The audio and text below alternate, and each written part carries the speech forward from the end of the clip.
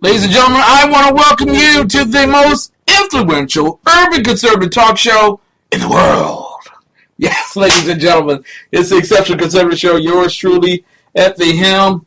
We are not ashamed of the good news of conservatism, for it is the power of liberation, first to the Republican and then to the Democrat. Yours truly, again, at the helm.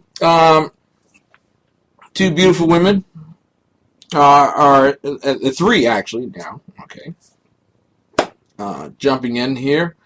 My lovely wife, my betrothed, Mrs. Biggs, is known to you. And she is listening to us via the Ustream. Praise God. Glad to have you listening tonight. And, of course, Mary, my bouncer, I don't know where she is at this particular moment. She may be chiming in any moment now. If she isn't, well, God bless her. We pray for her strength and her healing wherever she is. And, of course, Deborah, thank you so much for chiming in to the Ustream chat roll. So thank you so much. I really appreciate that. Ladies and gentlemen, this is one of those nights, and I hope that you get used to it. You are not going to know what's going to happen on any given night on the Exceptional Conservative Show. I can assure you that. But this is one of those nights where we do not have a guest. I want to talk with you about a very important subject, one that's going to require your reasoning skills, so put your thinking caps on. And let's get prepared to talk about an issue that Black America is not ready to truly digest. It is, what is the Democrat Party? What is a Democrat? And what is a socialist? Because on Tuesday morning they went to sleep Democrats, and on Wednesday they woke up as socialists.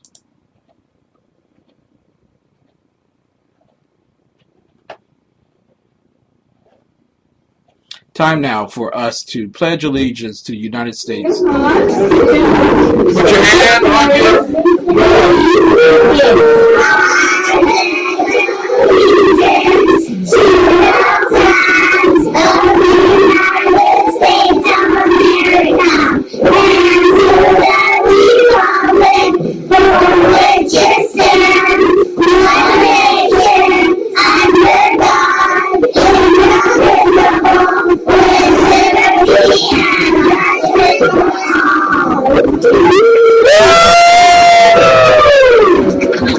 That's what I'm talking about. Ain't nothing like watching your children pledge allegiance to the United States of America and to the republic for which it stands, one nation still under the throne of God. And he has given me the opportunity to come to you tonight. Mary has shown up in our chat room. And listen, I'm going to tell you, you need to go to the exceptionalconservativeshow.com, the exceptionalconservativeshow.com, and there, the audio on that clip is terrible. Okay, we'll work on that. And I just want to let you all know, there are going to be up and down nights when it comes to audio. I don't have one of those mainline, resourced studios. I'm still building that. But Last night's audio was great. We hope this night's audio is great. Is the audio okay, Mary? Mary, let me know if the audio is okay. Just maybe on that clip of the Pledge of Allegiance. And again, when you get a group of kids around singing the Pledge of Allegiance, by golly, it's kind of like Sheryl Crow singing the national anthem. I'm just saying. Ladies and gentlemen, before we go to the last break of this first hour, I want to talk with you about two events that we are hosting through the Open Heart Closed Case campaign, one in Washington, D.C., and one in Baltimore. And we got some great guests, and I want you to be a part of it. You don't have to be a Washingtonian. You don't have to be a Baltimorean. I made that one up. Write that one down. Thank you, Mary. You sound great, which is all that matters because of the Exceptional Conservative Show. And I know I ticked off a lot of people on the first night that we came back. And the sound went down, and we just had a terrible funk. And some people haven't returned, and that's okay. But last night we set a record for listenership. I'm just going to let you know, we set a listenership record. So God is telling me that there's some people who may not ever return back. But He's opening up a big window and a big door to reach others. I pray they come back. If they don't, God bless them. But we're going to hit our stride. I think we're right on that target. Last night we had Eddie Siplin, who is going to eventually become the mayor of Akron, Ohio. And if you are in the Ohio area and can vote in Akron, which virtually means that you're an immigrant, illegal, you can vote 4 or 5 times. It doesn't matter. But we encourage you, get your absentee ballots in now. Make your donations to Eddie Siplin so that he can really get on the air and pump up the volume, mix. And win the election in Akron, Ohio. I know Mary would love to have Eddie Siplin as a mayor in Akron. She doesn't live too far away from Akron, Ohio. And there's no place far away from Akron, Ohio when you're in Ohio. So we also had on Mr. Wilburn last night. My goodness, it escapes my memory. Where's my memory book?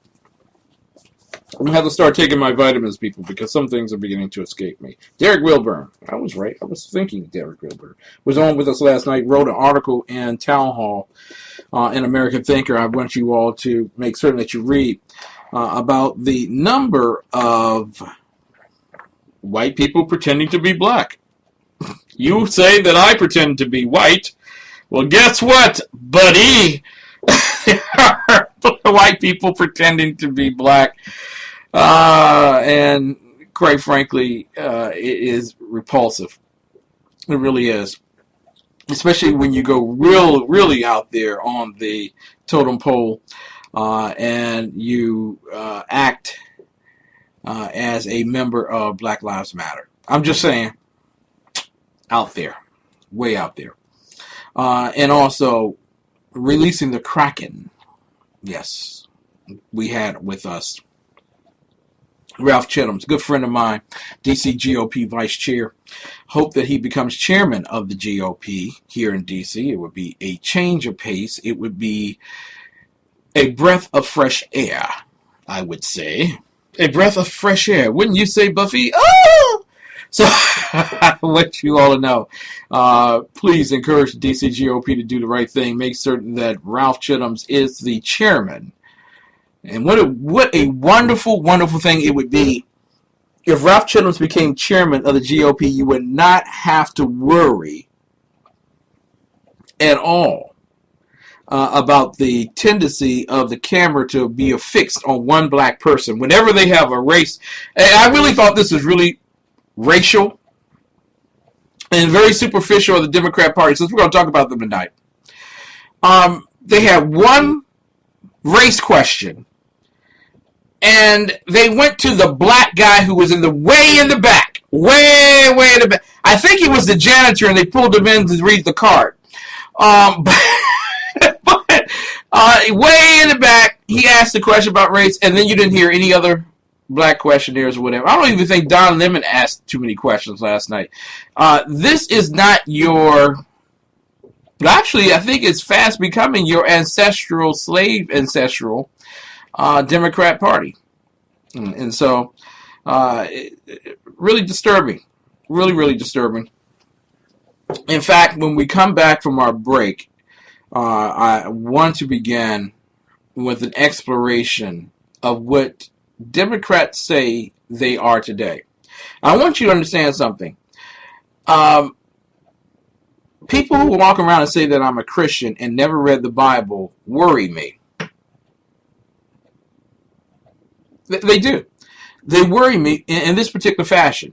And don't get technical with me talking about God doesn't want you to have anxieties. Oh, stop it.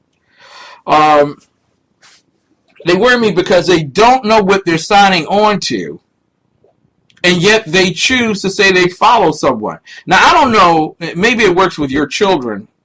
But I don't know too many people that will sign on to doing something without reading the fine print. Oh, wait a minute. We do that all the time.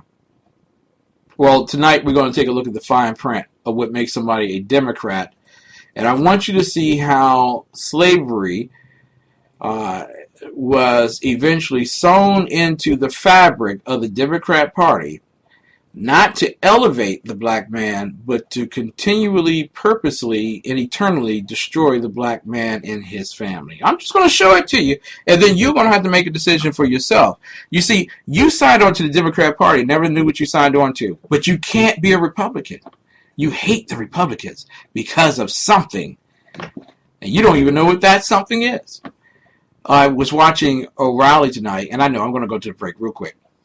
Watching O'Reilly tonight, and a Democrat was interviewed by Waters, who does the Waters World, and the Democrat described Democrats as idiots, and then it went on to say, I'm a Democrat. Only in the Democrat Party would you have individuals call themselves and their party idiots, yet get aroused and riled if someone else calls them an idiot. I think you have given us permission to do that already. We'll be back. We'll be talking about socialism and why that will be the conversation topic in the barbershop this Saturday. You're listening to the Exceptional Conservative Show live from the nation's capital. That's Washington, D.C. We are not ashamed of the good news of conservatism, for it is the power of liberation, first to the Republican and then the Democrat.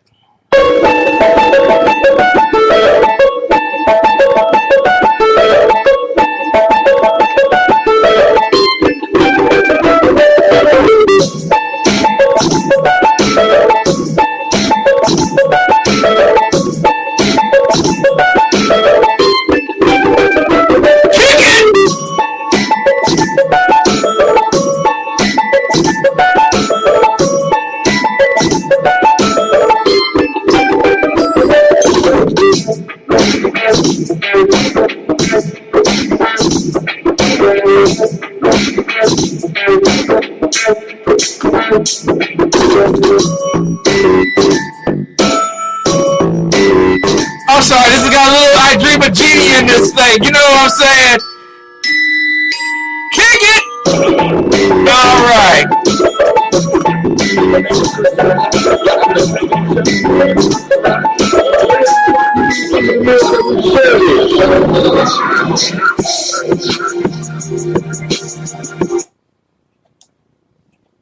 Hi, my name is Christopher Arnold. I'm the executive chef of the Raven Restaurant, and today I'm walking through some of the meals that we serve here.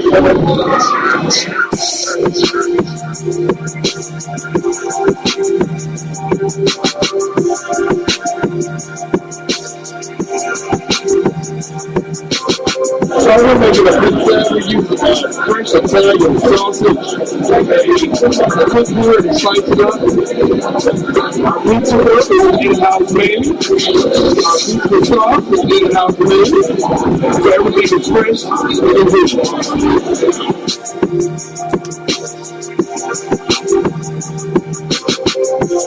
This is our Thai curry chicken.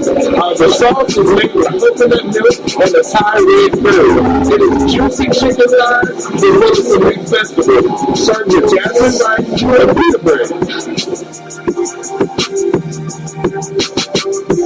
So now, we're going to prepare our famous miraculous tilapia ribs, our fish and grits on the menu.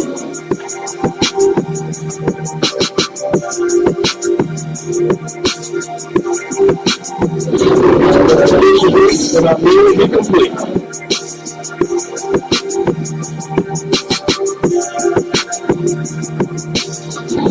Let me tell you about our infused sweet burgers.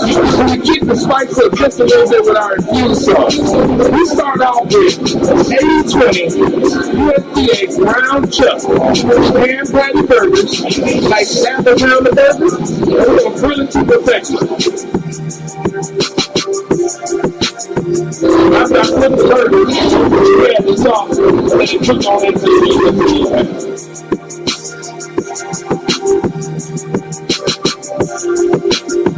we're going to add a little bit of pepper jack cheese to this burger, spice it up a bit.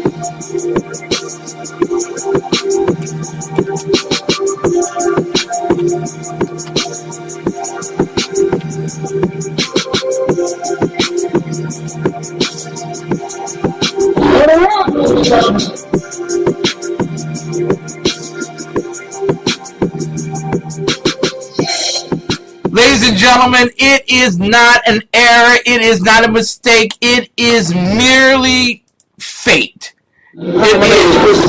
It is the great grace of God that you have an opportunity to eat at the inspiring, the indulgence of Infused Restaurant. Listen, they're open Saturdays and Sundays from 8 a.m. to 3 p.m., meaning that they have a feast du jour for the buffet and as well for the regular orders that you would have. Oh man, I'm telling you, a la carte side dishes. I am telling you, the best brunch in Washington, D.C. Period. Hands down. Put your hands down. It is the best brunch. Listen, you can go there at 6339 Allentown Road, Temple Hills, Maryland. 20748 is the zip code. Their telephone number is 301-449-9000, 301-449-9000. And they would love to cater your next event. Listen, you got one of DC's premier chefs, and he can cater your next meal. And you're coming up on the holidays anyway. You're coming up on Thanksgiving. You're coming up on Christmas and Hanukkah. And that crazy black religion thing. Shakalulu or something like that. Well, anyway, make this your place for dining. You can go find out more about Infuse at infuse.com.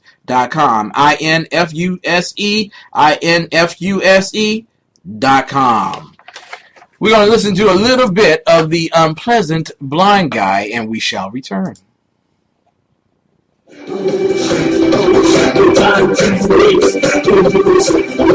We live so fast. Make the next step. We reach out to tomorrow. Time for Unpleasant Blind Guy. Conservative Bite. Each year on September the 11th, British patriots gather at the United States Embassy in London to stand in solidarity with the American people in remembrance for the lives lost in the terrorist attacks on the United States of America on that day. The attacks Americans have come to call 9/11. In 2005, bombs were exploded in London, killing 52 people and injuring 700. British people call these bombings 7/7. I'm suggesting that in solidarity with the people of the United Kingdom, in remembrance of the lives lost in the 7/7 bombings, people wait until the evening of July the 7th and then light 7 lights. This can be 7 firework rockets, 7 candles, or 7 lights of any other kind, possibly arranged in a display. I'm also suggesting that those who participate record what they do and post it to the internet as a further public display of their solidarity with the British people and with all those who have lost loved ones through the actions of those who follow the ideology of hate that is Islam. So join me on July the 7th this year and in years to come, and mark 7 on 7/7. This has been an unpleasant flying guy, conservative fight.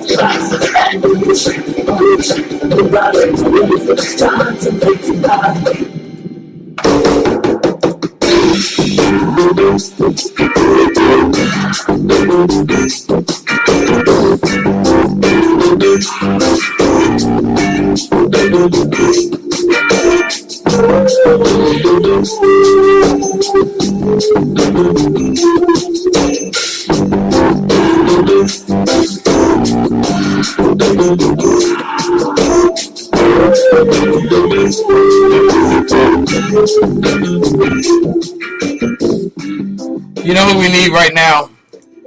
We need Lonnie Poindexter. Have you ever listened to Lion Chasers? Lion Chasers on AFA radio, on the internet, Urban Talk. Somehow, the infamous and very handsome Lonnie Poindexter goes from being a high alto tenor when doing the talk show with guys on, and he gets real deep, baby. Get real low to the ground, baby, when women come on this program, and he starts talking to the ladies. Yeah, baby. What do you think about politics? Yeah, see, you know what I'm saying? I'm just saying that discrimination is happening all around us, and we need to do something about it. So I want y'all to tune in tomorrow at noon when your man, the exceptional one, goes on Lonnie Poindexter's Lion Chaser show. And I want you to bring it to my brother's attention that he be discriminating, and I do mean discriminating, against women's when they come on his program, getting his real deep bass voice on. You know, it's already unfair that the brother's handsome, but then he gotta go down deep with that voice, you know what I'm saying, baby? I really care about women's issues.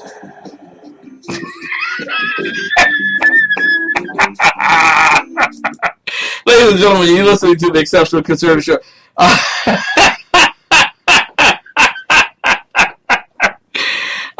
I can tell you, I have never been more relieved. And I just want to thank Mary and Ag for hanging in there with me over the 45-day period that I was away. Yes, I left Blog Talk Radio. I left all that stuff behind. I had to re-engineer, rework things. I've been talking with the Underground Professor about partnering together. And we're going to get that thing down hopefully by the end of the year. But by golly, this is just a wondrous time for me, and I'm really appreciative of it because we're getting started, and we're getting started big. Yeah, I agree with you, Dave. You got to go to the exceptionalconservativeshow.com. Some of the most brilliant people are in that chat room, and they're listening and they're talking. And my wife said, Mrs. Biggs said last night, she really loved how entertaining you all were in the chat room. Dan, the man butcher, and oh my, we bow in your holy presence, Dan, the man butcher. I need to get Dan on the air and talk about how you raise kids. I love the way he raises children. Sounds like the way I raised mine. Ladies and gentlemen, my wife, in her candor when we're driving to places like West Virginia, where we met with Jill Upson earlier this week. And God bless you, Jill. Wonderful House of Delegate member. They want to be working with us in terms of instituting the Relish Charette law as well as the Sharnice Milton law in the state of West Virginia. Thank you all so much. Unfortunately, the Soviets of the D.C. City Council refused to even talk with me. So they don't care about kids. They don't care about none of that stuff. They just want to make sure they get reelected to office. But she tells me how she graduated from Ballou High School, and when they came across the graduation, and this is an insight for all of you guys who are Republicans and conservatives. You really want to do something funky and fresh? Listen to this story. After they came off the dais with their diplomas, they were greeted by someone from the Democrat Party who got them to sign the registration card. And I know someday we'll all be like Oregon, and you're just, the minute you go down to DMV, you become a Democrat. Yeah, they do that in Oregon. But they do that in D.C. too. But they signed. So what we should do, and I'll be talking with the Kraken himself, we need to find some opportunities to register people at graduations to vote. Why not? Because most people who, and when she says that they register her, they only had D. You could only register a D. And when people asked if there was other parties that they could register for, it was a no. It was just simply no. But why not release the Kraken? Why not be able to give an institutional educational experience to individuals who have been frightened away by the mavens of darkness who represent the Democrat Party? Because and I actually seen a minister, loves the Lord, praise the Lord, glory, hallelujah, thank you, Jesus, thank you, Jesus, thank you, Jesus. I saw a Christian pastor who, in a private setting, we were talking about registering to vote. Gentleman had never registered to vote, didn't know what any of the parties were. She took that young man into the kitchen and told him that the only party he could register for was the Democrats. Now, I'm witnessing this stuff, okay? And when you ask Democrats exactly what is it that you believe in, they can't tell you that. That's like walking up to a Christian and saying, you believe in Jesus, now tell me why. And they go, well, cause he Jesus. Jesus came on the Nita, the Pinta, and the Santa Maria, and he passed legislation so that we could vote for the first time in the history of mankind because we had always been slaves. And then Jesus turned the water into house wine, right? And like the party really got playing up, you know what I'm saying? And then we were really getting funky with it because, he was like, shoot, oh man, we need to play some music, you know what I'm saying? And that's Jesus, and that's why I vote for Jesus. Tell me, what is it that you believe? Scriptures clearly state that as a man thinketh, he is. I want to present to you tonight that there are those who are changing the way you think about what your party is, and you don't know it. That you don't know already what the Democrats are should be frightening not just to me, but to you. That you went to bed on Tuesday night a Democrat and you woke up on Wednesday morning a socialist should scare the bejeebers out of you. Already you're voting for killing babies. Before we even step there, let me go, because I love my technology now. I can just do this. Let me go back 8 years. Can we go back 8 years? We got enough time. This is July 23rd, 2007. Okay? And Hillary, during a Democrat debate, is asked a poignant question by the great folk at CNN. Yep, CNN is still around. How about that? My name is Rob Porter, and I'm from Irvine, California. I have a question for Hillary Clinton. Mrs. Clinton, how would you define the word liberal? And would you use this word to describe yourself? Thank you. Well, it is a word that originally meant that you were for freedom, that you were for the freedom to achieve, that you were willing to stand against big power and on behalf of the individual. Unfortunately, in the last 30, 40 years, it has been turned up on its head and made to seem as though it is a word that describes big government, totally contrary to what its meaning was in the 19th and early 20th century. I prefer the word progressive, which has a real American meaning, going back to the progressive era at the beginning of the 20th century. I consider myself a modern progressive, someone who believes strongly in individual rights and freedoms, who believes that we are better as a society when we're working together. And when we find ways to help those who may not have all the advantages in life get the tools they need to lead a more productive life for themselves and their families. So I consider myself a proud, modern, American progressive, and I think that's the kind of philosophy and practice that we need to bring back to American politics. So you would be a liberal, you'd say progressive. Senator Gravel, are you liberal? I would use that word. It's better than that. If Zach asked about change, you're going to see any change when these people get elected. We'd ask about that we're united. We're not united. I'm not united on many of their views. And I want to take on Barack Obama for a minute. He said he doesn't take money from lobbyists.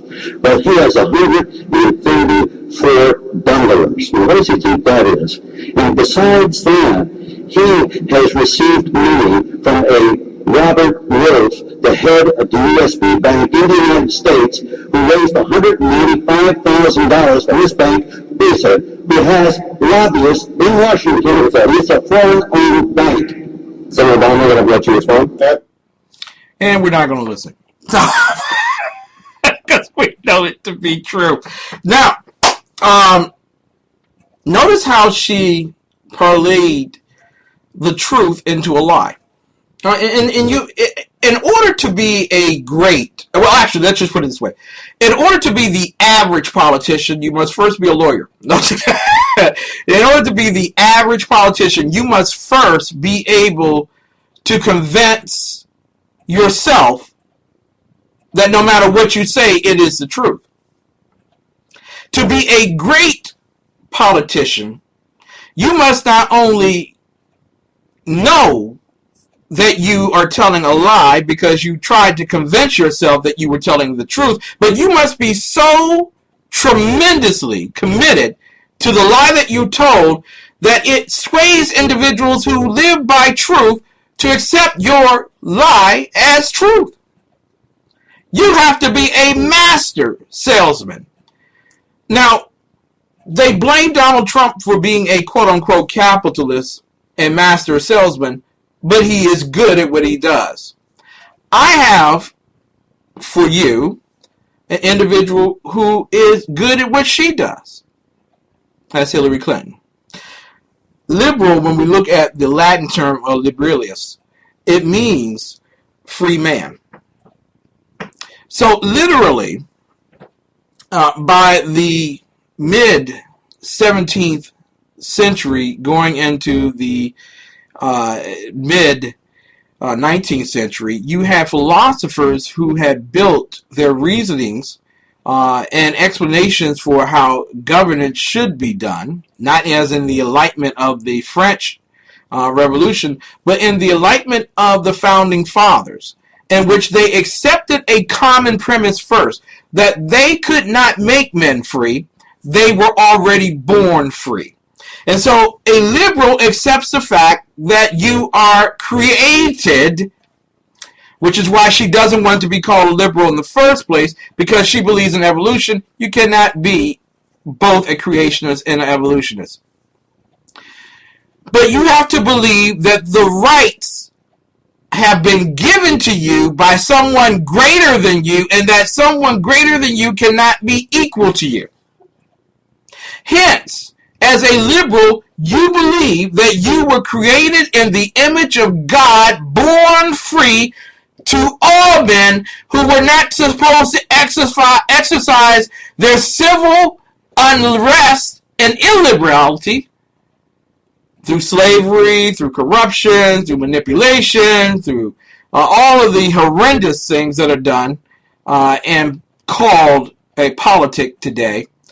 But because you were born free, your first and foremost responsibility is to adhere to the laws of God.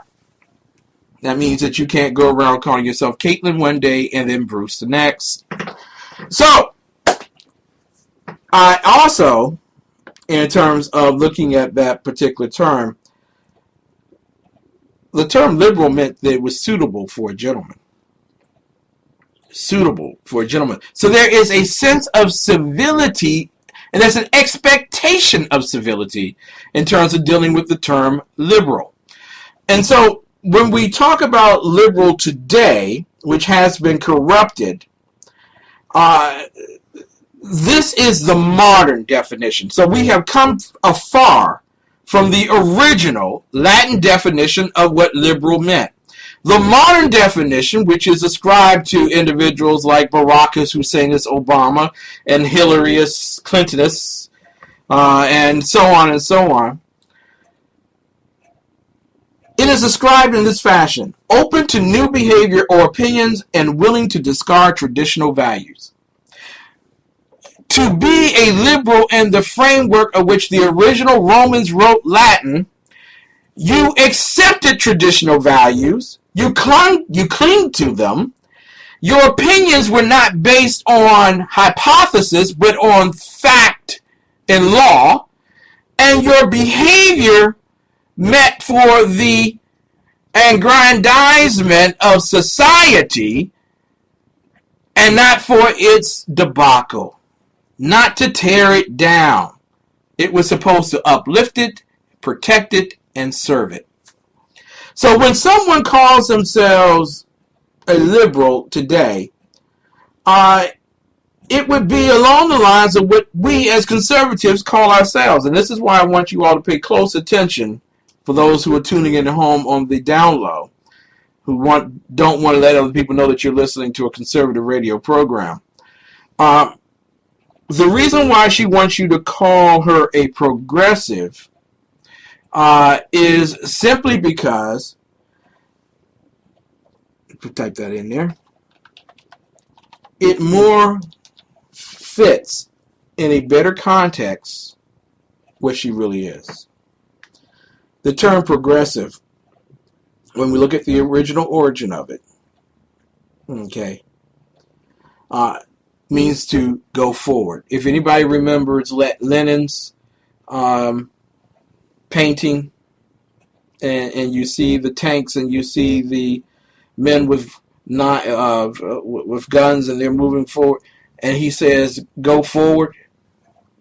Progressivism is built on leaving the principles of constitutionalism, radical thinking, and settling somewhere in the area of totalitarianism that is better suited for original acceptance and then for transition to something more severe.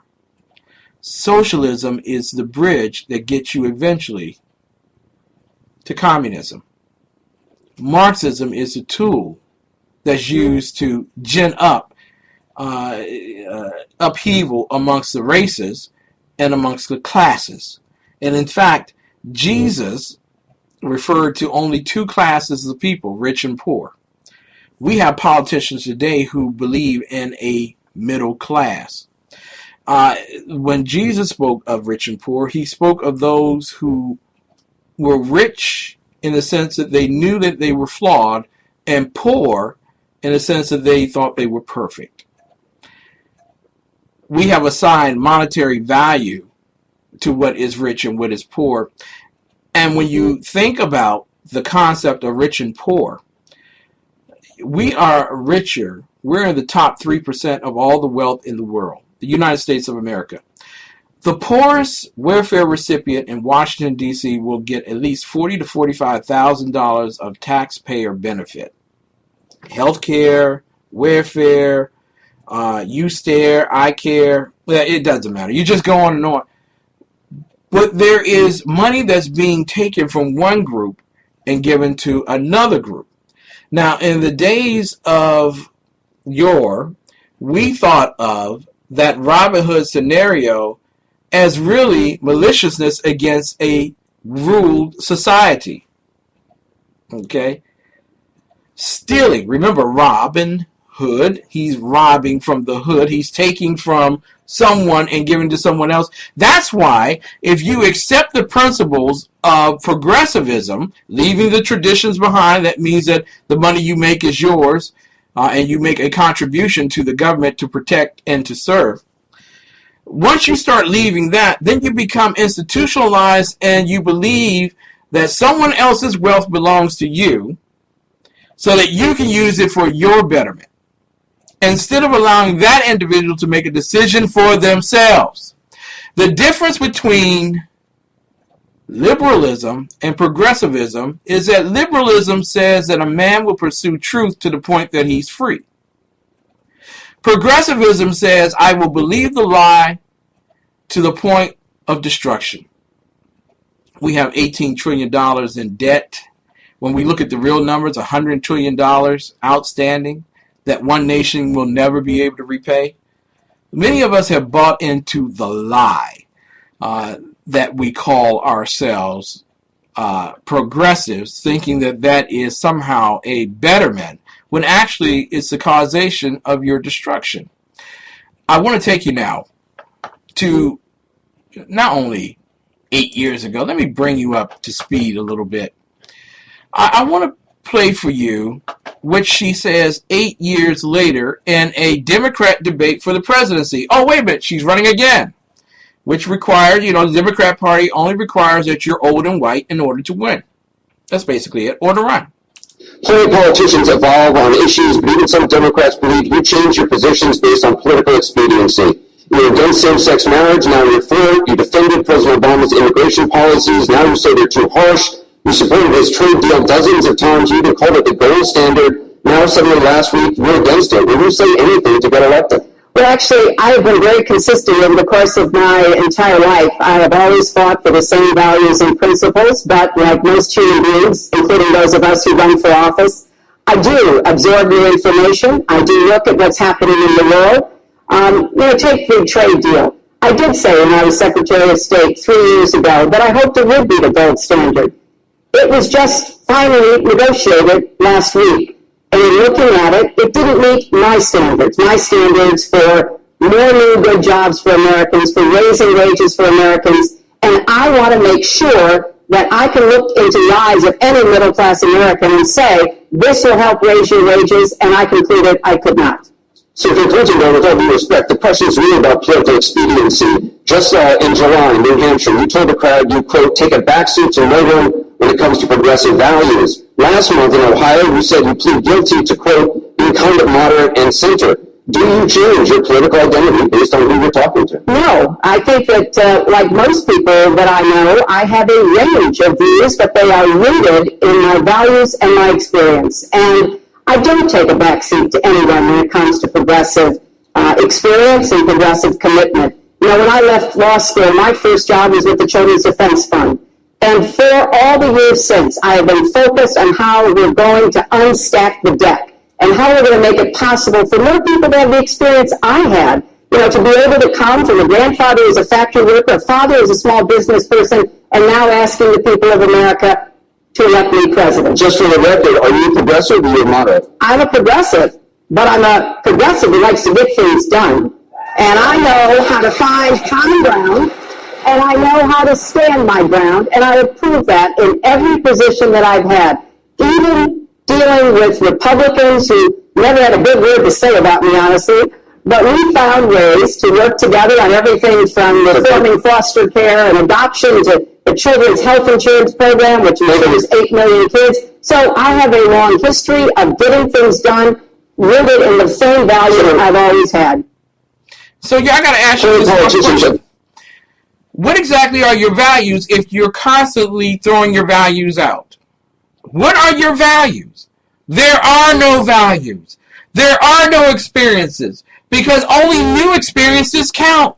Only what your opinion is today, only what your behavior is today counts. That's all that matters. So to be a progressive is to be the most legitimate form of politics, where you can literally lie and live the lie and be accepted for being truthfully a liar. You don't flip-flop when you believe in traditional values. You flip-flop when there's an expediency to believing in traditional values. When we come back, I want to talk with you a little bit more about why certain black men will go into the barbershop on Saturday and begin talking about this crazy term that they began hearing from their wives who listened to Hillary Clinton on Tuesday night. Socialism. Yeah, it can happen to you.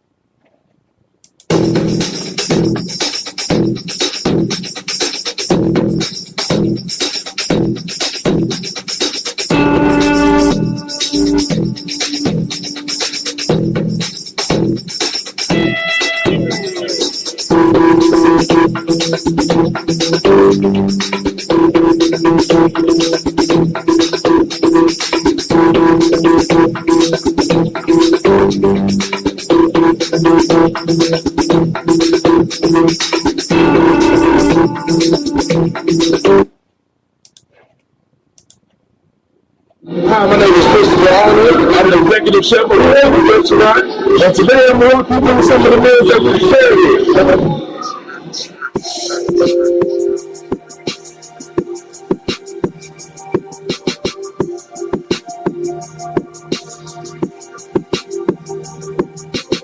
So we're making a pizza. We use fresh Italian sausage, cook here and slice it up.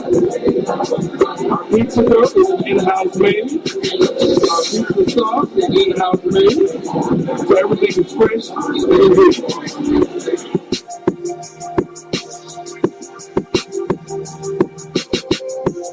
This is our Thai curry chicken. The sauce is made with coconut milk and a Thai red curry. It is juicy chicken thighs as well as some mixed vegetables, served with jasmine rice and pita bread. So now we're going to prepare our famous blackened tilapia wings, our fish and grits on the menu.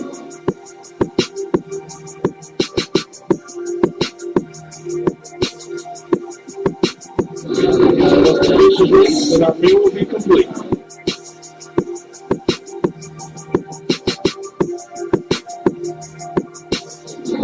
Let me tell you about our infused beef burgers.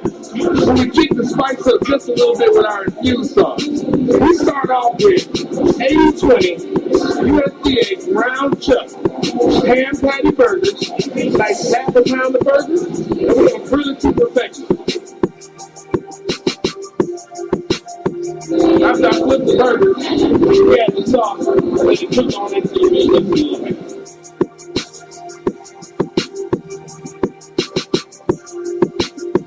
We're going to add a little bit of pepper jack cheese to this burger to spice it up a bit.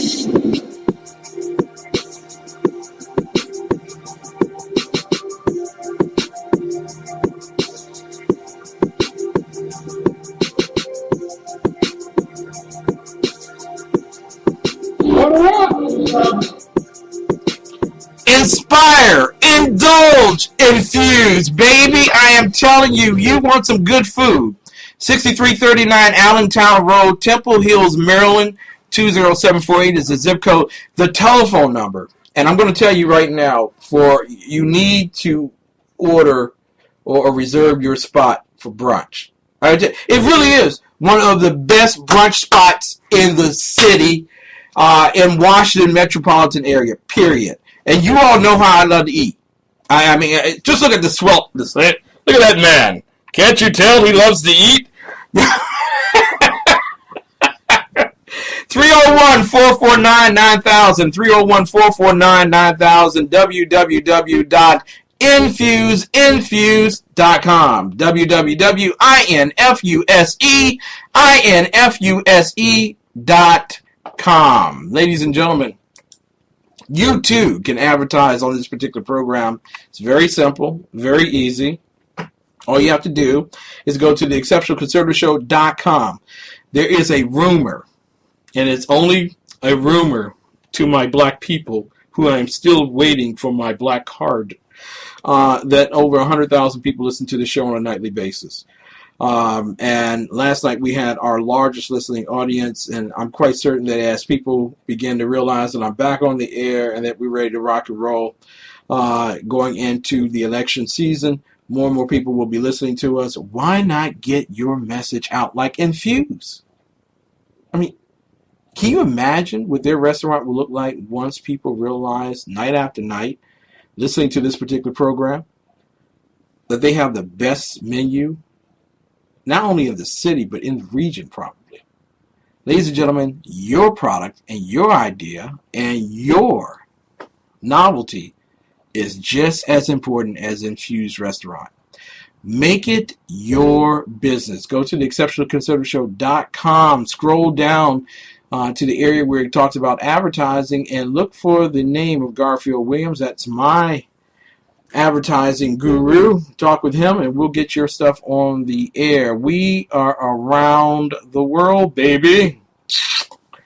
So think of this as a world-class radio program that can get your world-class message out to the world.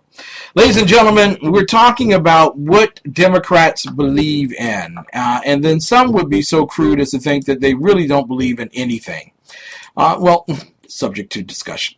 But I want to play for you, because we've already established the fact that being a progressive, when someone tells you that they're being a progressive, they're just being uppity.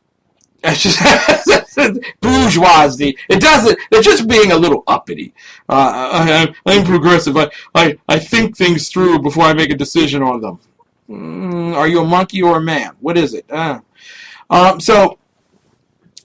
bottom line is, there are those who have now taken the name Democrat out. Just like they took God out of the Democrat Party at the last convention, they're taking Democrat out of that particular conversation.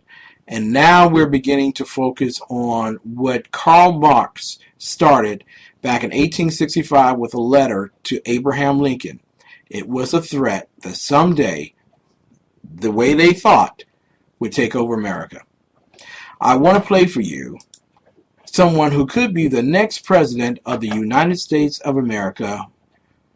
You think of him as the Muppet Man, Bernie Sanders. A democratic socialist. How can any kind of socialist win a general election in the United States? Well, we're going to win because first we're going to explain what democratic socialism is. And what democratic socialism is about is saying that it is immoral and wrong that the top 0.1% in this country own almost 90%, own almost as much wealth as the bottom 90%. That it is wrong today in a rigged economy that 57% of all new income is going to the top 1%. That when you look around the world, you see every other major country providing health care to all people as a right, except the United States. You see every other major country saying to moms that when you have a baby, we're not going to separate you from your newborn baby because we are going to have medical and family paid leave like every other country on earth. Those are some of the principles that I believe in, and I think we should look to countries like Denmark, like Sweden, and Norway, and learn from what they have accomplished for their working people. Denmark is a country that has a population of 5.6 million people. The question is really about electability here. And that's what I'm trying to get at. The Republican Attack Act against you in a general election, it writes itself. You supported the Sandinistas in Nicaragua, your honeymoon with the Soviet Union, and just this weekend you said you're not a capitalist. Doesn't that ad write itself? Well, first of all, let's look at the facts. And the facts that are very simple. Republicans win when there is a low voter turnout, and that is what happened last November. 63% of the American people didn't vote, Anderson. 80% of young people didn't vote. We are bringing out huge turnouts and creating excitement all over this country. Democrats at the White House on down will win when there is excitement and a large voter turnout, and that is what this campaign is doing. You don't consider yourself a capitalist, though. Do I consider myself part of the casino capitalist process by which so few have so much and so many have so little, by which Wall Street, greed and recklessness wreck this economy? No, I don't. I believe in a society where all people do well, not just a handful of billionaires. That's amazing. You call yourself It really is amazing when you think about it.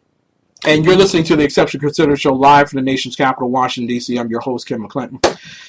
We're talking tonight about Democrat socialism, which is virtually taking the name Democrat out of the party and looking at the term socialism.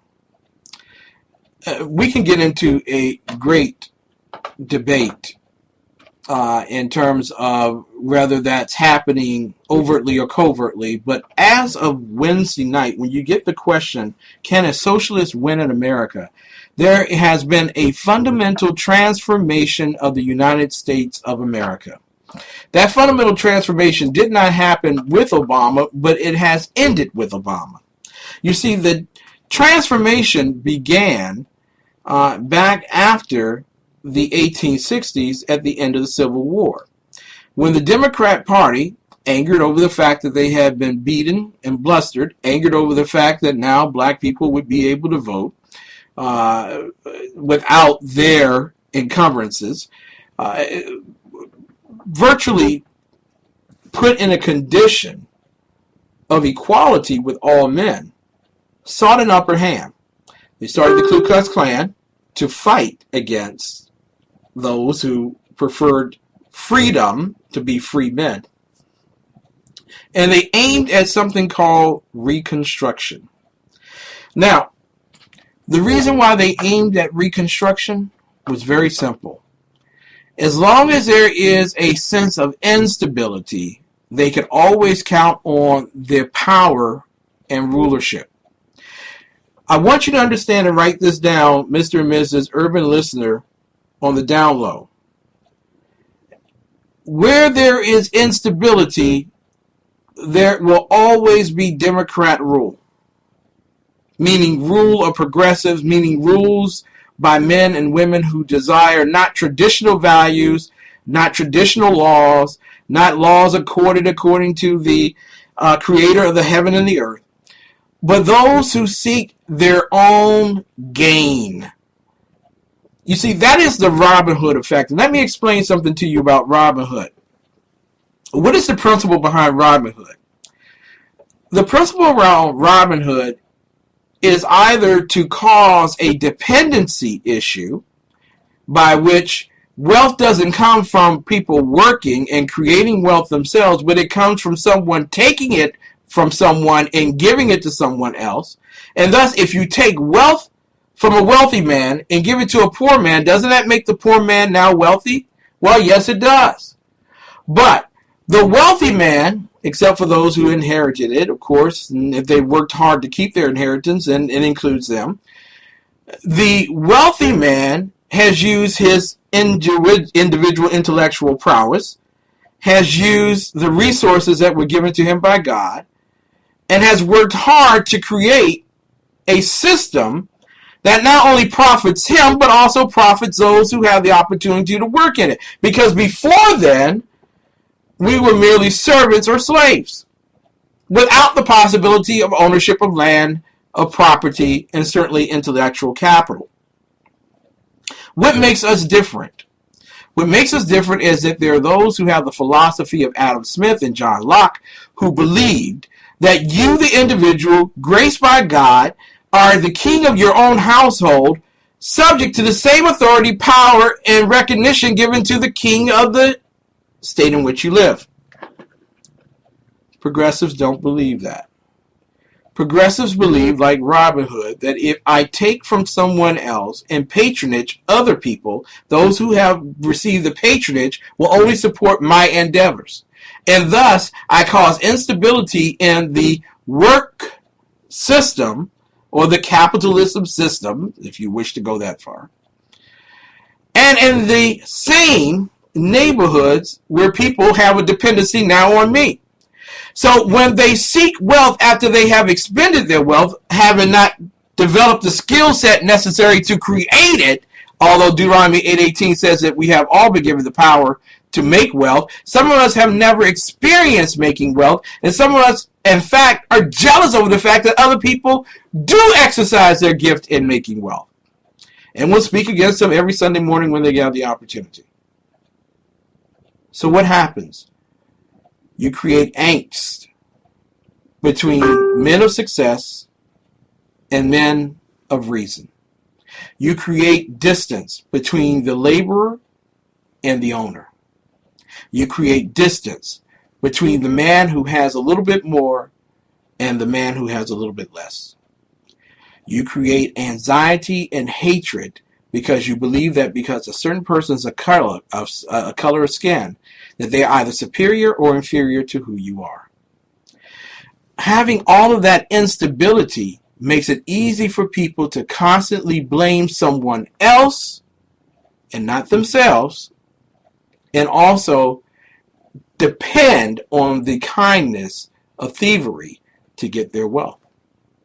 It happens every single day in America. Ladies and gentlemen, that was not what God wanted. God wanted you to be the owner, the priest, and the king of your own household. He wanted you to make wealth. He did not want you subject to the state. He wanted you to be subject to him. So what exactly do Democrats believe in? Well, when we come back, I will be calling the great Dr. Michael Jones, and you know him as the Underground Professor. And I will talk about this in greater detail with a man who probably knows a little bit more than on this particular subject. And we will continue to talk. Saturday Barbershop Talk. What's socialism? And let me do this very quickly for those who have to get away. If you don't know by now, socialism is simply the science or the act by which a state has ownership of your property and your intelligentsia. Literally, the state thinks for you, the state owns you, and you better smile. I'll still come for you. We'll be back with more of the best in urban conservative talk. Certainly, I believe, one of the best in the world. And I'm only biased. We'll be back.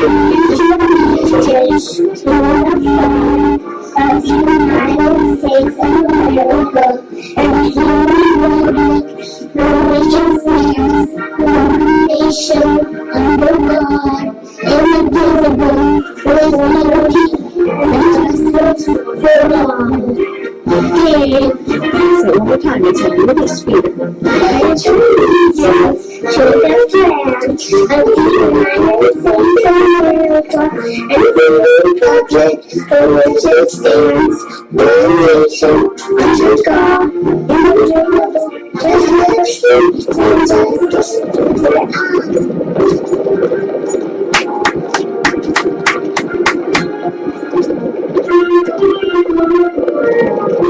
right.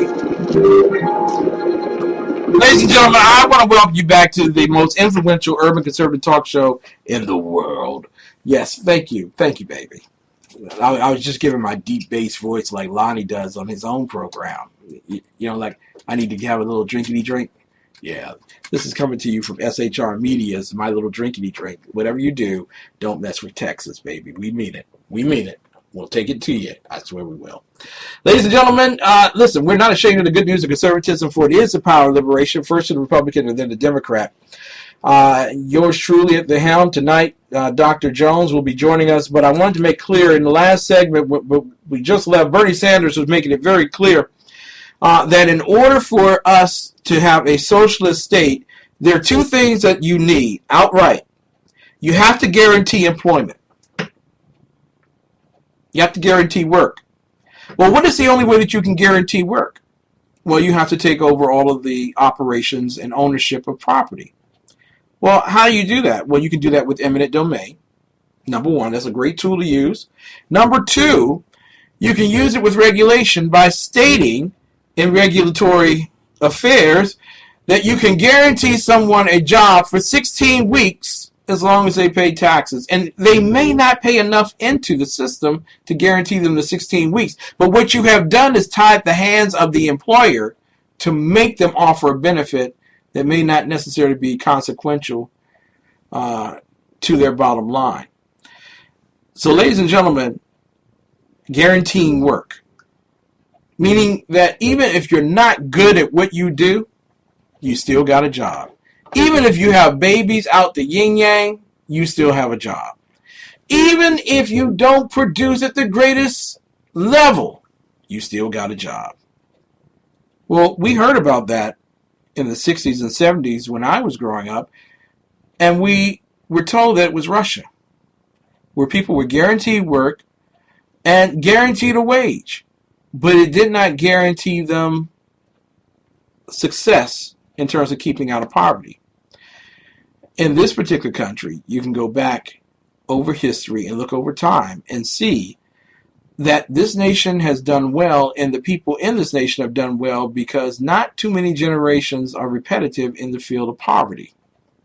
It is only a recent occurrence that you have generational poverty, the transference of poverty. And I've actually watched mothers and grandmothers feel great pride in being able to sign over their Section 8 house to somebody else in their family.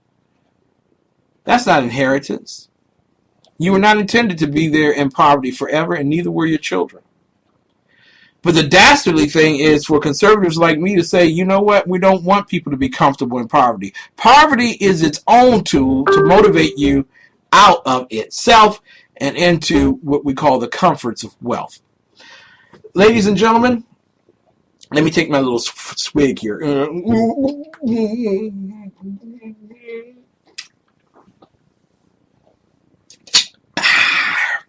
There you go. Let me call the great one himself, Dr. Michael Jones. Let's see. You know, I didn't tell you all about. Before I do that, let me call. Before I call Dr. Michael Jones, you can go to the Open Heart Closed Case campaign on the ExceptionalConservative.com. You can click on there. You can get tickets, and by the end of tomorrow night, you'll be able to get tickets for the Maryland event that we'll be hosting in Baltimore on Friday, November the 6th from 7 to 9 p.m. It's called Real Solutions.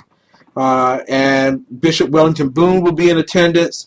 Pennsylvania Superior Court Judge Cheryl Lynn Allen, who's retired and was a candidate for the Supreme Court in the Commonwealth of Pennsylvania, will be in attendance. And St. Louis Ferguson, Missouri Alderman Jeffrey Boyd will be in attendance on that Friday night. You can go to the Open Heart Closed Case campaign Facebook page. You can click on there, go to the Eventbrite, and get your free tickets. The tickets are free. We register individuals. The first 100 people that register will get in, guaranteed. Anyone else, we can't guarantee that. So we want to make sure that you can get in. And then on the following Saturday, which is November the 7th, at 11 a.m. at Living Word Church in Southwest Washington, D.C., if you go to the Open Heart Closed Case Campaign page on the ExceptionalConservativeshow.com, you can scroll down. You will see there Judge Ola Lewis. You will also see Bishop Wellington Boone and Alderman Jeffrey Boyd. They will be the panelists for discussion. And again, it's a free event, but you got to register. If you register, we can get you in. Everyone else won't get in until all of the people with tickets get through. So that means that you might not be able to get in. So there are 150 tickets for that particular event, and we want to make certain that you come. You don't have to be a Washingtonian. You can be out of town, and you can fly in for that day. If you want to meet Wellington Boone, if you want to sit down and listen to what he has to say, along with the great jurist and also Jeffrey Ward, by God, you can come. It's just that simple. All you got to do is just click on and register for the event. You can get up to 10 tickets. So if you plan on bringing people, and don't do this, people, because I can't stand this. You order 10 tickets and one person show up. Don't do that, because there were 9 other people out there in the country that wanted to come and can't now. So be judicial and be earnest in terms of registering for the event. But you can register, and we look forward to you coming. Pastor Shannon Wright, Dr. Forgive me, Ralph Chittams will be there, and so on and so on. And so I am truly looking forward to a wonderful, wonderful time. Let me see. Where is Dr. Michael Jones here? All right. Just do this right here. This is one of the benefits of doing a show, you know. We are now going to call the great doctor, who is probably joning on the fact that I did not call him at the specified time. You know what I'm saying, yeah. Unfortunately, I'm not as professional in the field of commentary in public format as he. Let's call the great doctor. Let's see what's up with him tonight.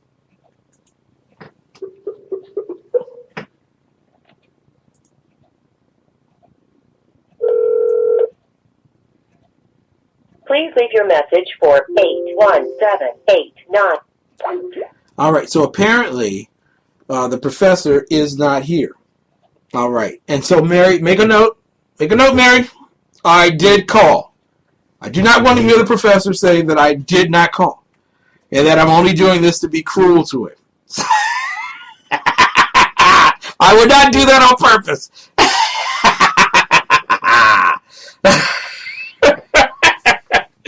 All right, let us go back.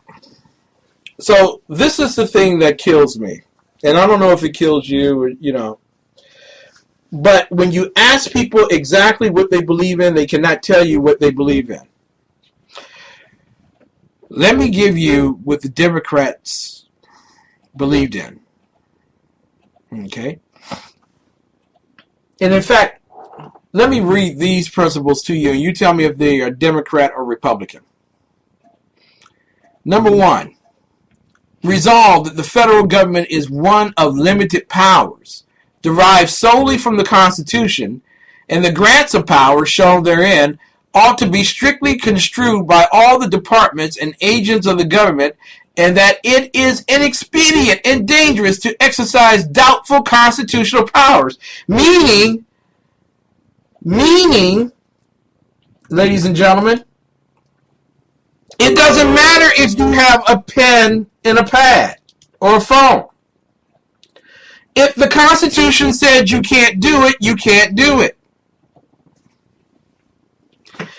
Number 2, resolve that the Constitution does not confer upon the general government the power to commence and carry on a general system of internal improvements.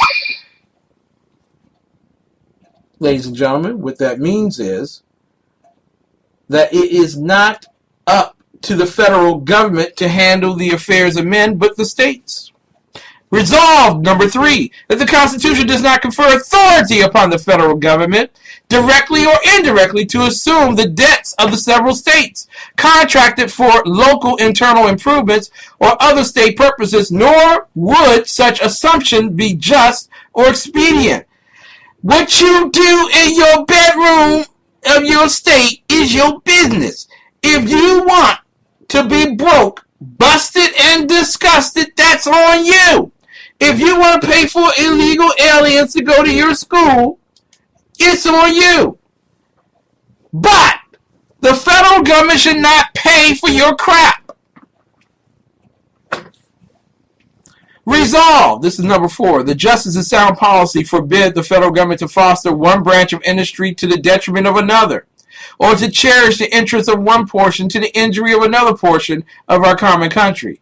That every citizen in every section of the country has a right to demand and insist upon an equality of rights and privileges, and to complete and ample protection of person and property from domestic violence or foreign aggression. Domestic violence or foreign aggression.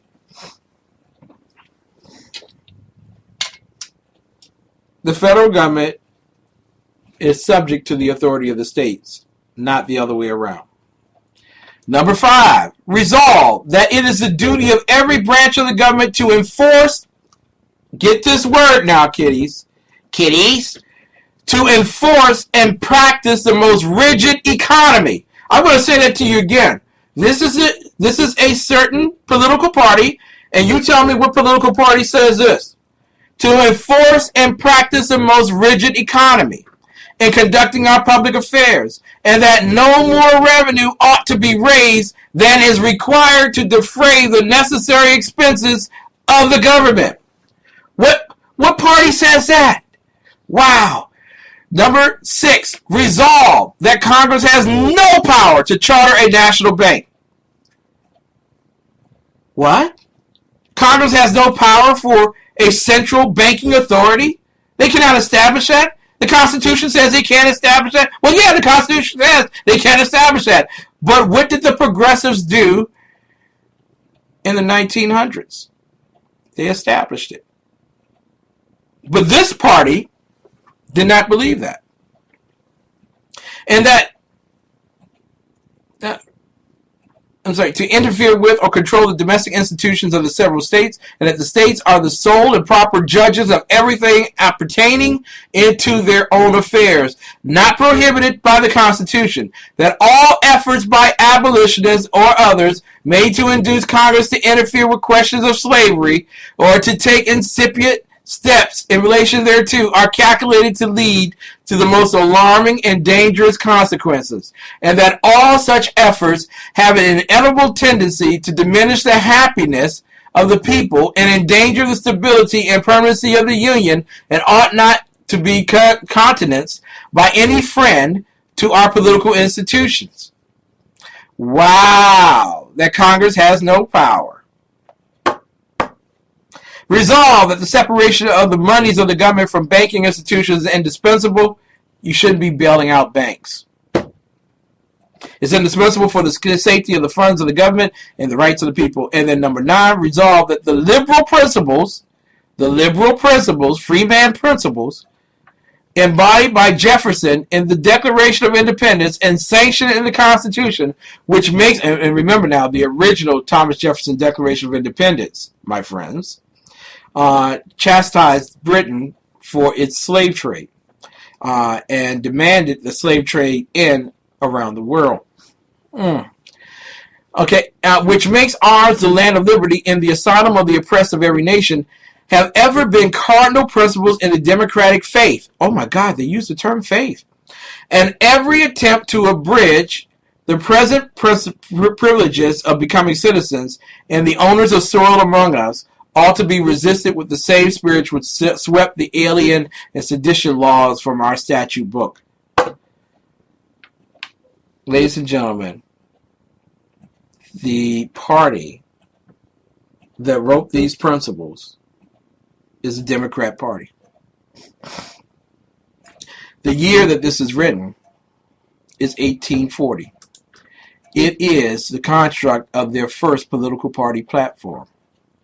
Now I want to do something for you, because many of you all would say, well, I'm a Democrat, but I'm not that kind of Democrat. Because actually, many of these principles, except for the slavery piece, many of these principles are upheld by conservatives like me. I would never be a Democrat, or at least a modern-day Democrat. But many of those principles we fight for in the Tea Party. So really, Democrats, you are likened to us over time. Let me take you, my friends, to a different era and a different time. This is the 2012 Democrat Party. Okay? And I want you to know that the Democrat Party of today is nothing like. I'm going to say that for you one more time so that you understand what I'm saying to you. Nothing like the Democrat Party of your ancestors, which was bitterly fought against by Frederick Douglass and other abolitionists under the Republican Party. We're going to do a show about what the Republican platform was and is today next week. Now, 2012. Remember we talked about Lenin before in that outstretched hand going forward? The 2012 Democratic National Platform, for progressives, of course. Moving America forward. Moving America forward.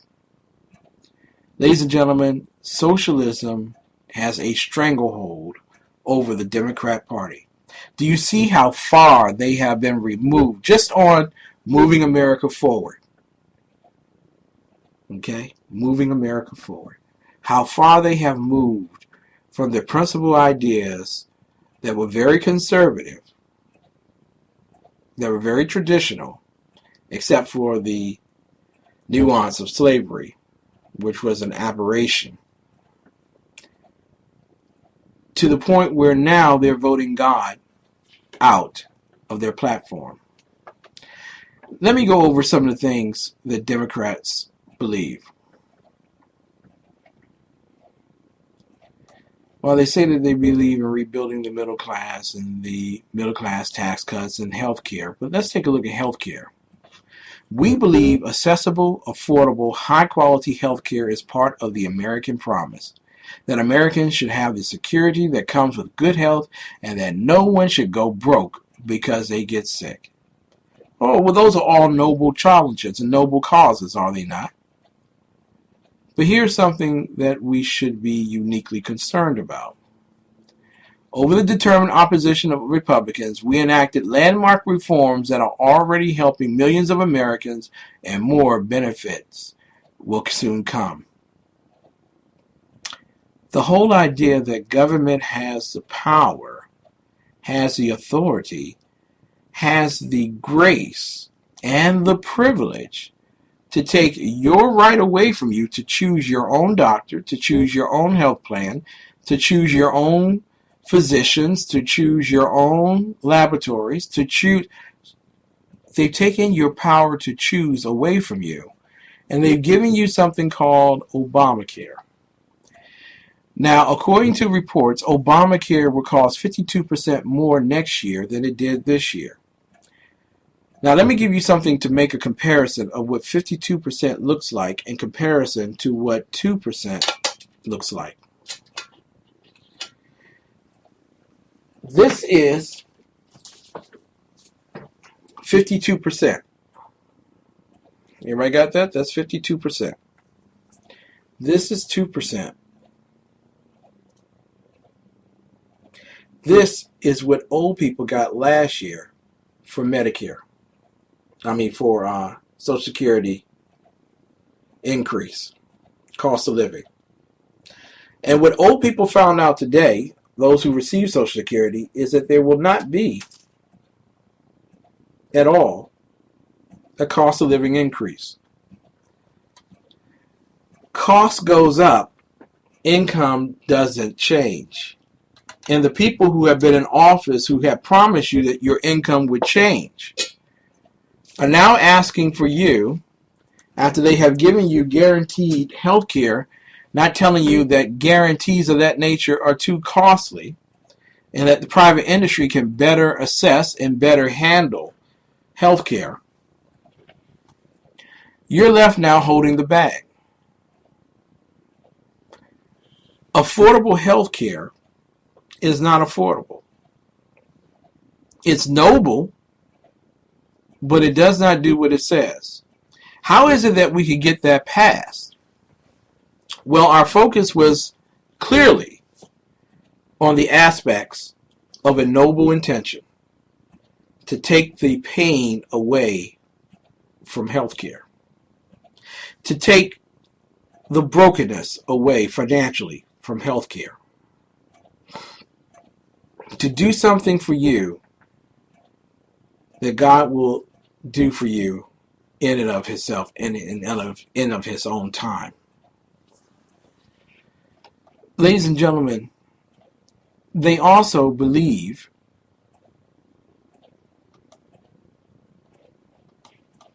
in terms of their principles, in terms of abortion. They believe in bailing out the banks. While they speak of Wall Street reform, they take globs of wealth from Wall Street to run for office. So all these particular things they believe in. And in fact, let me take you now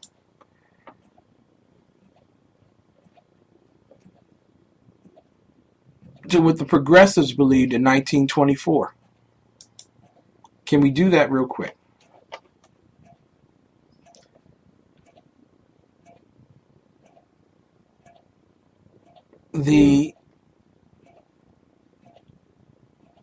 Here we go.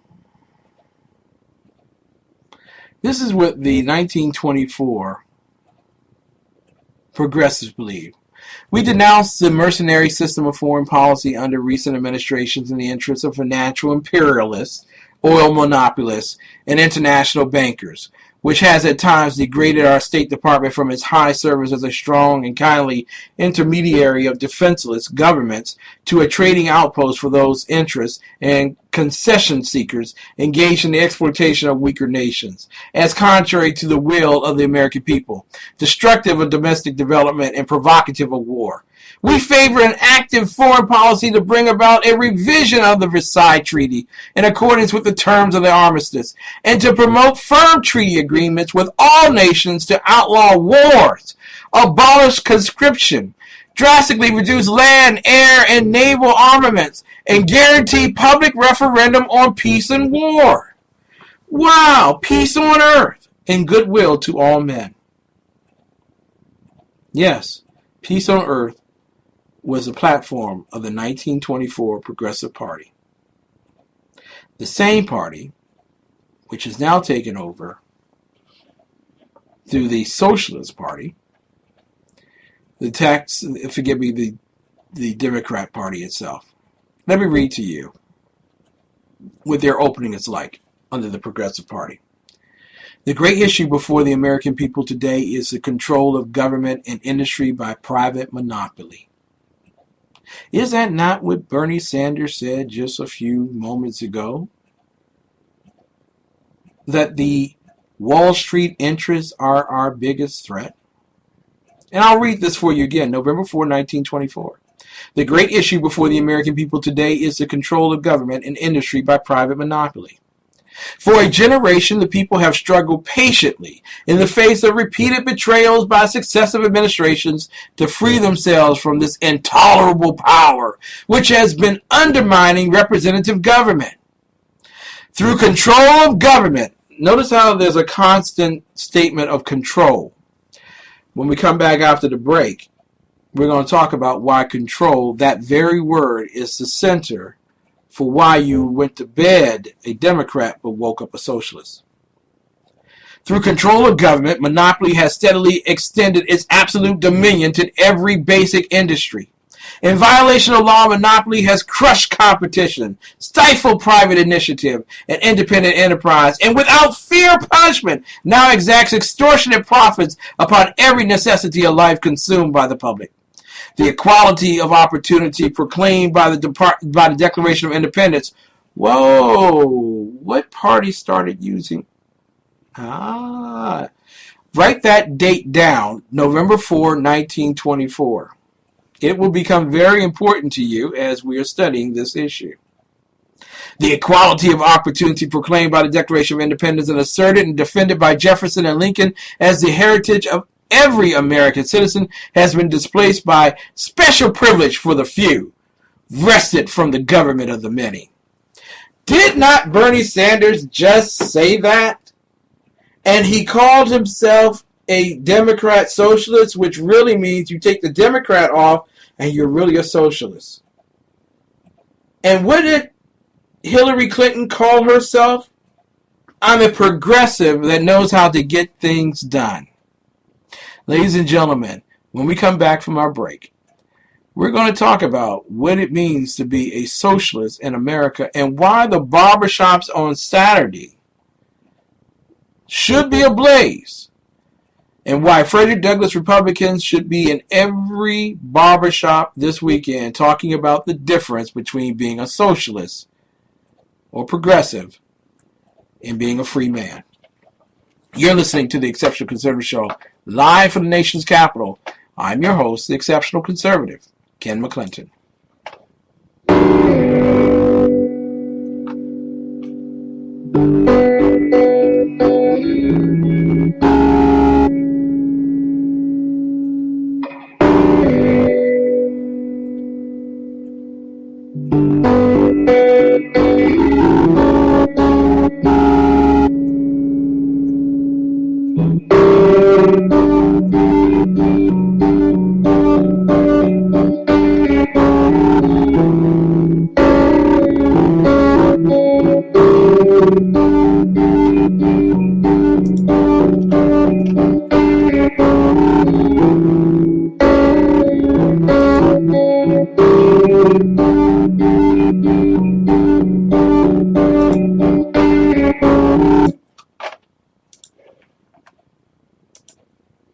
Hi, my name is Christopher Arnold. I'm an executive chef of a chicken restaurant, and today I'm going to walk you through some of the meals that we prepare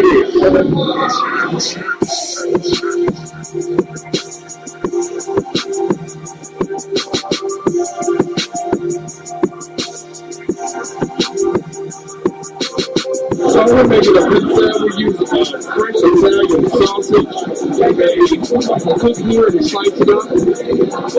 Our pizza dough is an in-house made. Our pizza sauce is in-house made. So everything is fresh and good.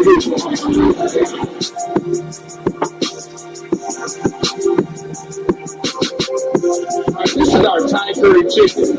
The sauce is made with coconut milk and a Thai red curry. It is juicy chicken thighs with loads of mixed vegetables, served with jasmine rice and pita bread. So now, we're going to prepare our famous blackened tilapia and grits, our fish and grits on the menu.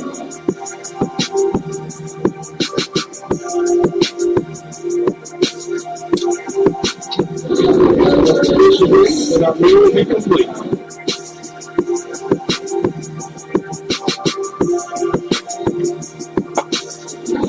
Let me tell you about our infused cheeseburgers. We keep the spice up just a little bit with our infused sauce. We start off with 80-20 USDA ground chuck, hand patty burgers, like half a pound of burgers, and we're going to grill it to perfection.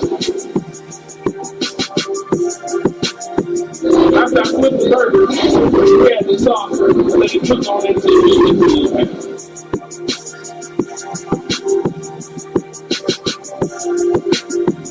We're going to add a little bit of pepper jack cheese to this burger, spice it up a bit.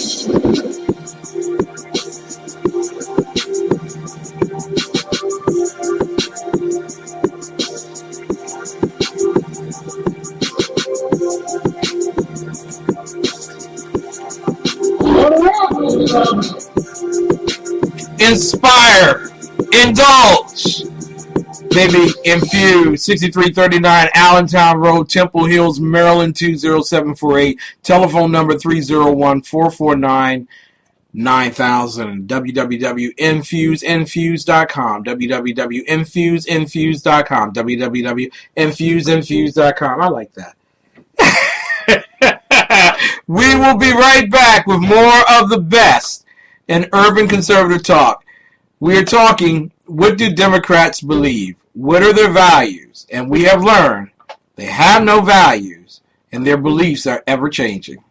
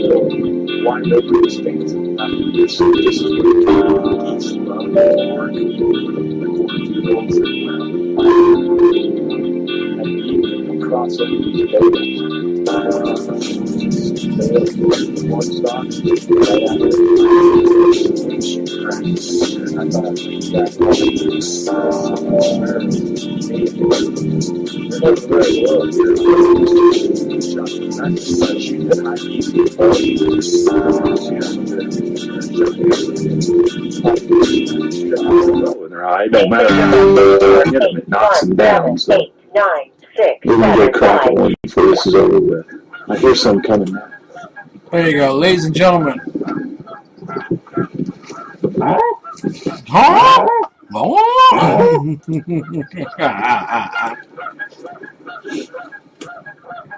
I don't know exactly where that's coming from.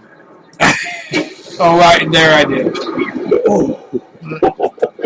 All right, ladies and gentlemen, socialism has crippled Black America.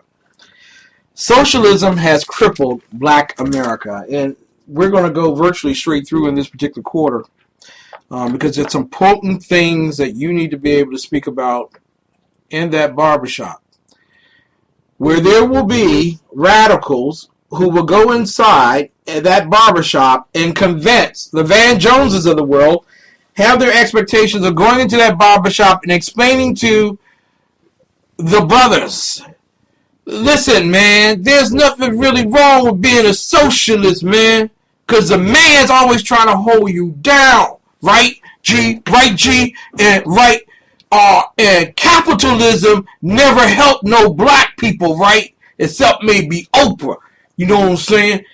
So we in a system that has been divisive and has been instrumentally taking affronting away from the packaging of the systematicing of the ironing of the DNA that afflicts us all, and that's why we need to all be socialists. And somebody will sit there and say, you know what, man, you're really deep. You make sense.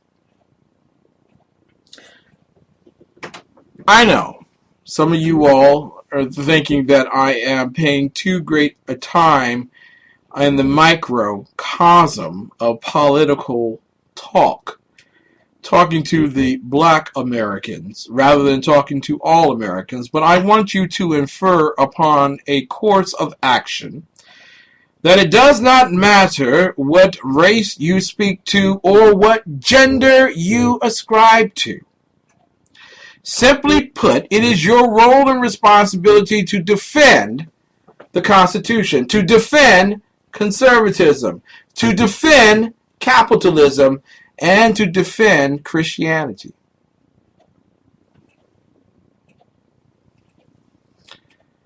So, ladies and gentlemen, are you ready to do that? Because this should be the easiest time of all to talk to people. I remember in my church, people were using Acts chapter 2 to explain that Jesus wanted communism. People will use whatever tool and device they can to afflict those who have faith because they want you to exchange it for religion. But in writing, John Rossomando, so this was not, let me say, a scripted wannabe white Republican like me writing this. He wrote back in March 19th, 2011, that it was squarely socialist thought that has crippled Black America. Now, you let me know if this is still true. Niger Ennis, national spokesman for the Congress on Racial Equality, says Marxists have worked hard to exploit blacks for the past century and divide them from the rest of society.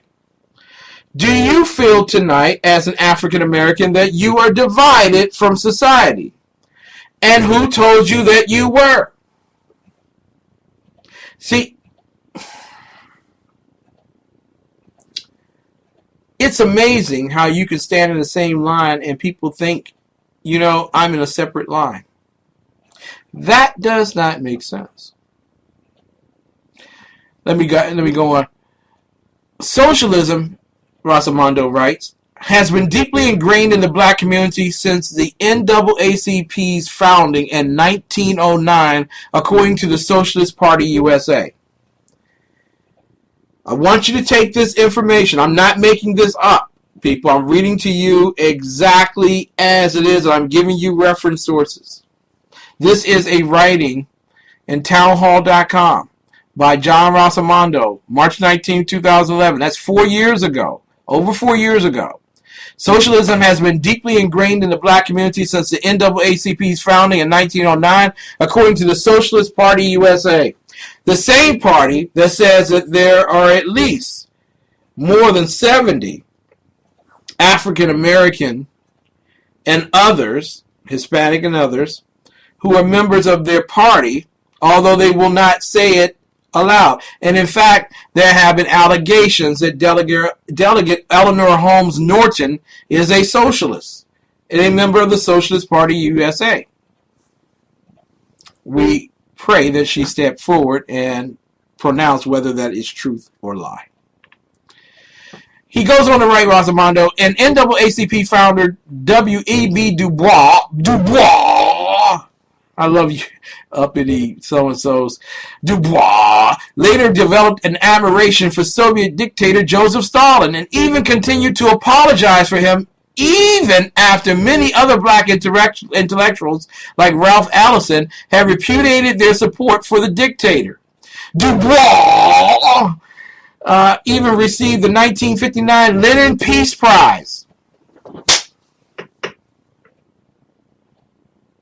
I just want to make that settle in. Dr. Michael Hughes, this is that moment where you just settle in and you begin to hear stuff. I know that you have defenses already put up, but I want you to go Star Wars on me. Take down the defenses. Join the force. And formally joined, Du Bois joined the Communist Party USA 2 years later in 1961. An affection for socialism also permeated black American culture during the Harlem Renaissance of the 1930s, when artists such as Langston Hughes and Paul Robeson flirted with Stalinism. Do you understand why black people like Hillary? She is reminiscent of Stalin. She will tell you what you want to hear, and she doesn't mind using force. Remember now, the person who's responsible for the mass incarceration of black people was not Ronald Reagan. It was not George H.W. Bush, and it wasn't George W. Bush. That mass incarceration happened under Hillary's husband's administration, the Clinton administration. Think I'm lying? You can talk to Superior Court Judge Cheryl Lynn Allen, forgive me, who will be one of our speakers at the event in Baltimore. An affection for socialism has also permeated black American culture during the Harlem Renaissance of the 1930s, when artists such as Langston Hughes and Paul Robeson flirted with Stalinism. Robeson won the 1952 Stalin Peace Prize and remained an unapologetic defender of the Soviet dictator throughout his life. Not even legendary civil rights leader Martin Luther King Jr. escaped being infected by the socialist virus, as evidenced by speeches he gave toward the end of his life. And the Black Panthers, including now Congressman Bobby Rush, looked to Mao for inspiration. Who looks to Mao for inspiration who's running for the Progressive Socialist Democrat Party candidacy for the presidency of the United States? Who even dresses like Mao Zedong? I'm going to give you a minute to think this one through. Whose Christmas bulb was on the Obama tree in the first year that they were in office? Mao Zedong. Let me go on. Rosamondo is written very real here. The biggest tragedy in all of this is that the blacks did not know the poison of socialism and communism, Ennis says. And I'm going to tell you that Ennis is wrong. Can I just be honest with you? Ennis is wrong. They didn't know. But why did they choose it anyway?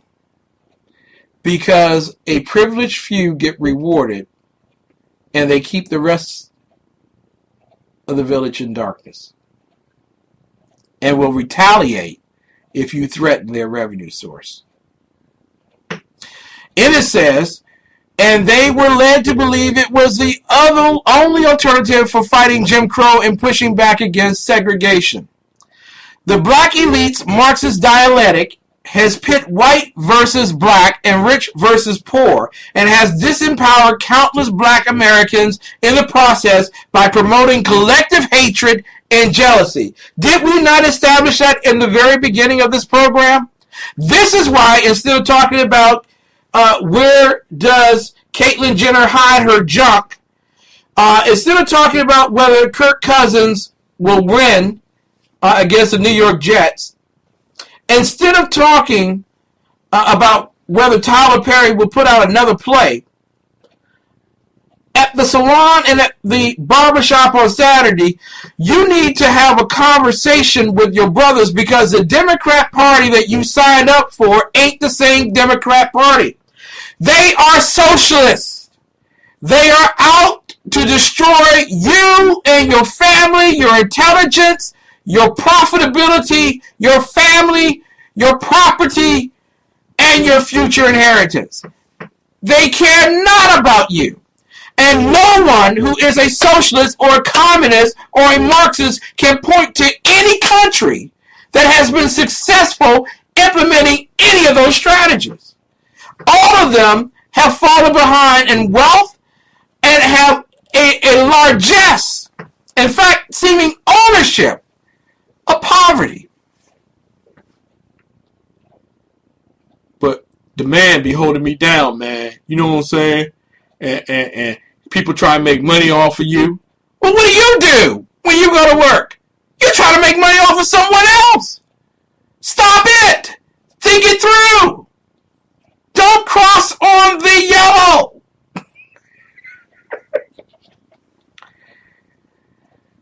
It has really hurt the black community, because the real uplift in this country is through individual initiative, activity, and entrepreneurship. I want you to get those three down, because those are the things that are being attacked most in urban America. Individual initiative. You are not a Christian. You are not a real human being. You shouldn't be a citizen of the United States if you own a gun and ammo.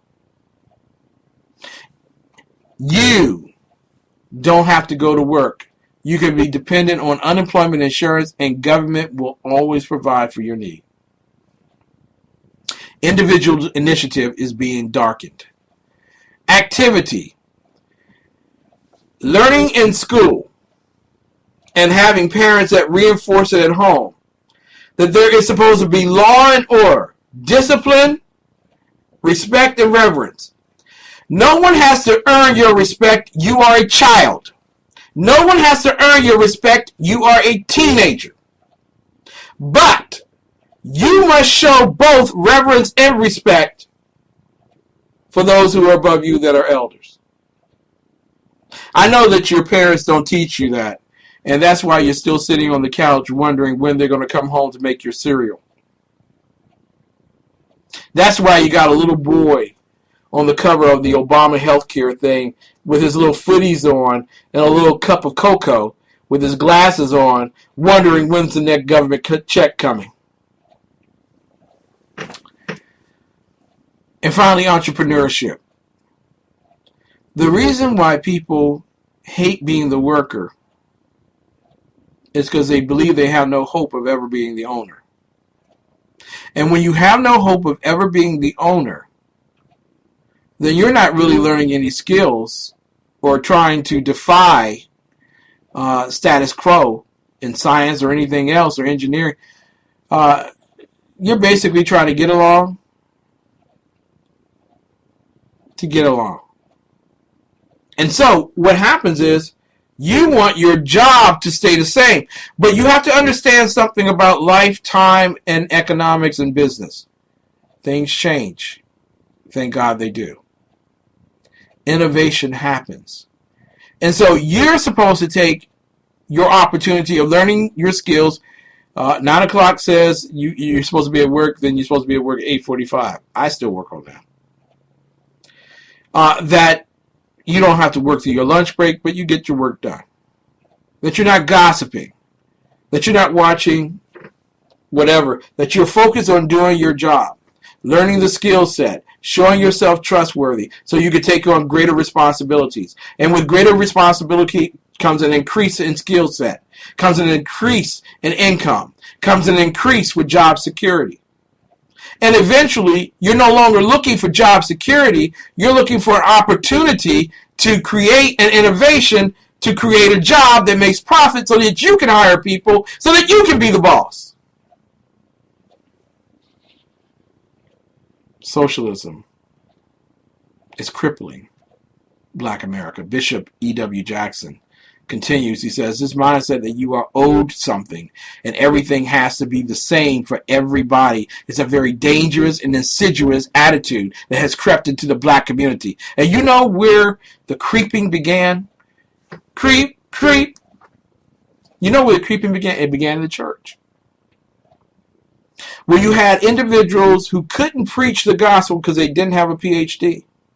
You had churches that were competing against one another, and it's all about competition.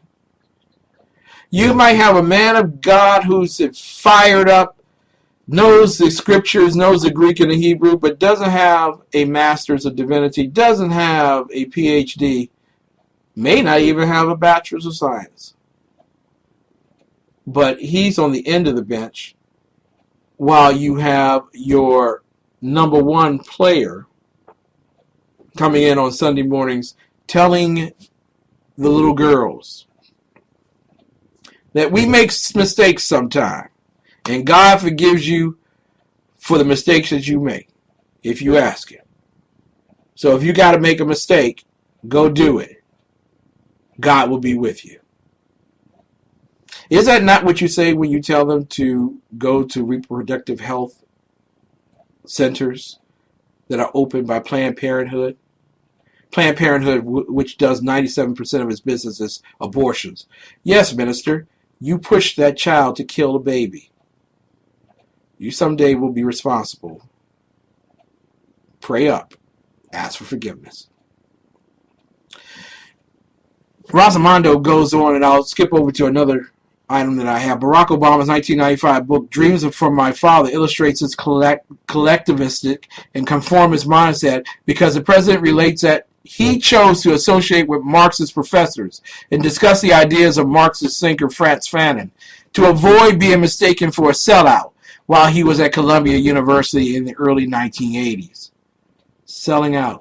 Your blackness is more important than your belief in Jesus Christ. Your blackness is more important than keeping a job or developing the skill sets necessary to create jobs, which is capitalism. Your blackness is more important to you than understanding that you have a moral obligation to be right or to be wrong. That's conservatism. Your blackness is more important to you than the Constitution itself, because you know what? Payback is an itch, and we need to get it. You know what I'm saying? We were slaves once. Which one of you, raise your hands, which one of you were slaves? Which one? Anyone? You were born free men. Acted. I want to take you to, and let me get rid of that real quick because I don't want to go back to that. This was written by Peter Balmer, December 20th, 1998, and he wrote it for the Socialists. He's Readings in Black Political Economy, 1999, Kendall Hunt, Du Bois, Iowa. He writes, racism directed against African Americans and other people of color has been a central and continuing feature of U.S. society. Its forms have changed, but we need to look no further than infant mortality rates and life expectancies. Wow. Unemployment and poverty rates and income, and stereotypes in the mass media to understand that racism and racial inequality remain. The value of the theory examined in this chapter is that racism is analyzed historically and as a central aspect of the economic system. Now, fundamentally, I want you to understand that racism, like prejudice, like discrimination, like free choice, like doing what you believe, all are done in one place. It is your mind. As a man thinketh, he is. Now, there are tools that are used to implement the way you feel or think about someone else or a race of people. But know that the God you believe in must be greater than your race and must be greater than the tools that are used against you to keep you from becoming what you were intended to be. Because if God intended you to be something, and we have already established the fact that he wants you to be king and priest, then nothing will stop you from becoming it. Now you see, the whole idea here is for men and women to be bogged down into the coulda, shouldas, what is a man thinking that's keeping me from being all that I can be. Orthodox Marxism is built on using racism to divide people, rather than to use e pluribus unum, the fact that from out of many come one, that we are all one race of people, that we are all one American, and that we are all working towards a more perfect union. He writes, central to Marxism is the understanding that capitalism is an economic system with two major classes. The capital class owns and controls the means of production capital and continually tries to increase its profits. The working class, which is a large majority of the population, sell their labor power, their capacity to work, in return for a wage. Profits come largely from paying employees less. That's not true. Because when you look at it, generally out of $1, 26 cents out of $1 normally go towards your wages. Marx speaks of exploitation. Trump speaks of negotiation. If you have something that is of value, that you cheat yourself in the marketplace, whether it's in Marxism or socialism or capitalism, is your responsibility. You should always seek the greatest gain for what you can give to the world to create the greatest profit so that you can innovate, create, and redo as a good steward. Ladies and gentlemen, we can go on for a little bit, but I want to make very certain to you that you understand that there are those who want you to be ignorant of socialism. What does socialism mean? Bernie states it means a lot of things. What does capitalism mean? It means one thing, that you have a creator who's given you a gift to make profit from. Use it wisely. Adorn it perfectly. And raise it up continually. The greater you become, the greater others will become. That's the collectivism that you'll find in capitalism. As a man thinks, he is. We'll be back on Friday. I'll be with Lonnie Poindexter on Lion Chasers at 12 o'clock. Tomorrow, 3 o'clock, Eddie Siplin will be with us on the Conservative Commandos radio show. And on Saturday at 5 o'clock, we will be doing our New Day Black and Red. I want to thank you all so much. Sunday, an American Conservatives Exploration of the Inspired Word of God at 7 in the morning. Be there or be square. Again, God bless you. Thank you so much for tuning in. And remember, God bless America. Now it's time for America to bless God.